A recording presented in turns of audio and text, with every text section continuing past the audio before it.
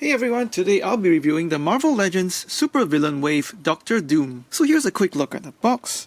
At the top, there's no logo, it's just a plain black. And on the bottom, some product safety information. Down the sides, cool artwork of Doctor Doom standing in the cave with his arms crossed. And onto the back, the same full version of Doctor Doom, description of the character, the other figures in the wave, as well as more product information at the bottom. And down the other side, we see the same reflected artwork, so let's go ahead and get him open.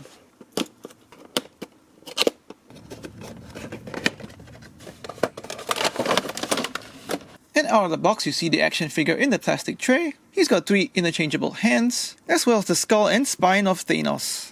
Out of the packaging, Doctor Doom has this very weird, fine white powdery dust all over him, just like what we saw on the AIM Scientist Supreme. So as you can see over here on the legs, he's got that fine powdery dust. So my recommendation is out of the box, put him for a wash before you play with him just to be safe. So the first accessory is the skull and spine of Thanos. Really nice sculpted detail over here for the eye sockets, those cheekbones, as well as interesting details for missing teeth over here. And those lines on his chin is a dead giveaway for Thanos. The grey wash that they applied also really helps to bring out all these skeletal detail, and I really love it. Out of the box, the jaw might be a little stuck, so you could use a little bit of heat to free it up. But once you do, it does articulate, so that's cool. And we see some more great sculpting detail for the bones on the spine. You can see all the clear separation parts between the bones, as well as even more fantastic detail down the back. So overall, this is a really cool accessory to have for Marvel Legends. However, putting the skull and spine beside the actual Thanos deluxe figure,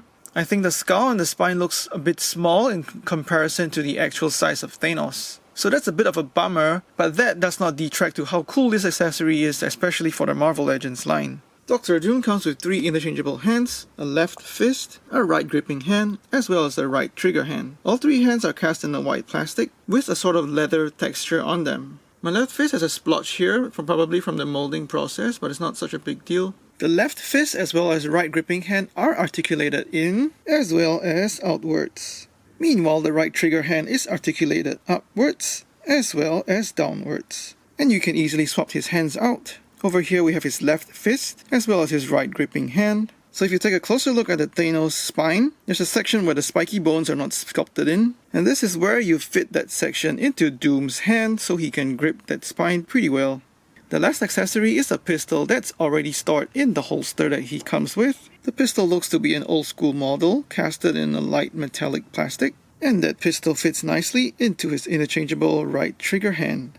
So having those couple of interchangeable hands is great, however he doesn't come with a left gripping hand, so there's no option to pose him holding the Thanos skull as well as the pistol at the same time. As for Sculpt, he's mostly part reused from the Fantastic Four wave Doctor Doom. The only new parts are his cape, his armored torso, as well as his lower arms with the gloved hands. The shape of the armor though is lighter, closer to a silver, while on the previous Doom that armor is more closer to gunmetal. Zooming in onto his head sculpt, he's got a metallic mask with a very ragey expression sculpted on it. His mask is made of a couple of metallic looking plastics. You can see a darker shade for the plastics in his mouth, as well as the base of the face armor.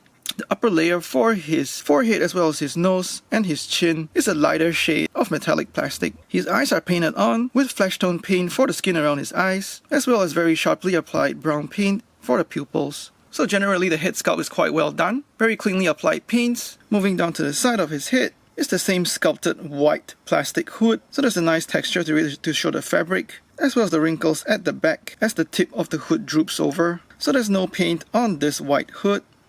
In the comics, Doctor Doom is illustrated as having his hood as well as his cape as a single piece. However, just looking down at his neck over here, we can see that the illusion of the hood and the cape being a single piece, while allowing for his neck to be articulated, is completely lost over here. Simply because there are large gaps between the hood and the cape. So the effect that Hasbro was going for is completely lost over here. And moving further down his back, we have a closer look at the cape.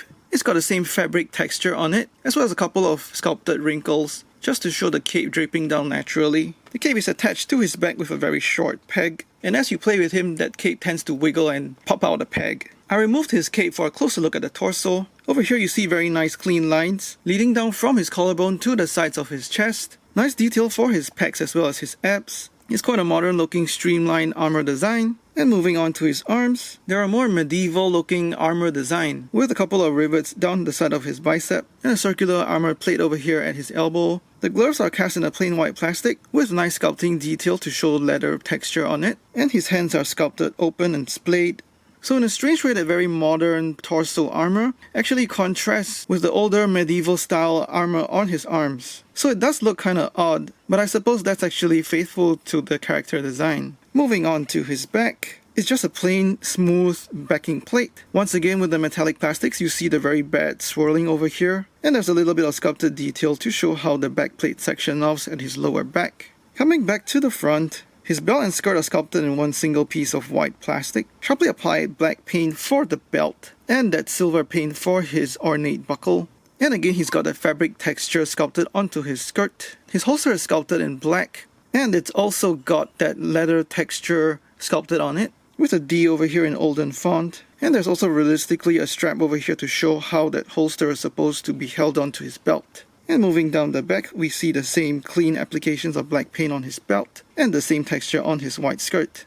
Onto his legs, it's the same medieval looking armor. Straps sculpted on the inside of his legs to show how that armor realistically is fastened onto his legs. And there's joint armor plates for his knees. And lastly, he's got armored shoes as well, with some line features sculpted on top. So the entirety of his crotch all the way down to his feet are just a plain metallic plastic with no paint. So after taking a look at his overall sculpt, I think his torso is a great addition. However, the entire figure just looks too plain to me, simply because it lacks paint applications beyond his eyes and his belt. The armored pieces could definitely have used a little bit of wash, as well as the white plastic fabric portions on his skirt as well as his cape. Right now, all that white on him just really looks bland, and it's really a blinding whiteout from the back. I think the white fabric portions could have definitely used a bit of a wash, say in grey or blue, and that would have given the fabric portions of the character a better look. Because right now he just looks a little bit like a nurse, and that is not fitting for a villain. Moving on to articulation, I decided to pop his cape off just to show the full range of his motion. He's got a ball hinge at the top of his neck, as well as another ball at the bottom where it connects to the torso. However, that lower ball joint doesn't really seem to work, so his head goes 360. He's got a bit of tilt right, as well as left. He can look down pretty well, as well as up a fair bit. Swivel hinge at the shoulder for 360. Going out pretty far. Upper bicep swivel for 360. Double joint at the elbow for beyond 90 degrees. Swivel hinge at the wrist for 360. Articulating in as well as out. Ball joint at the waist for 360.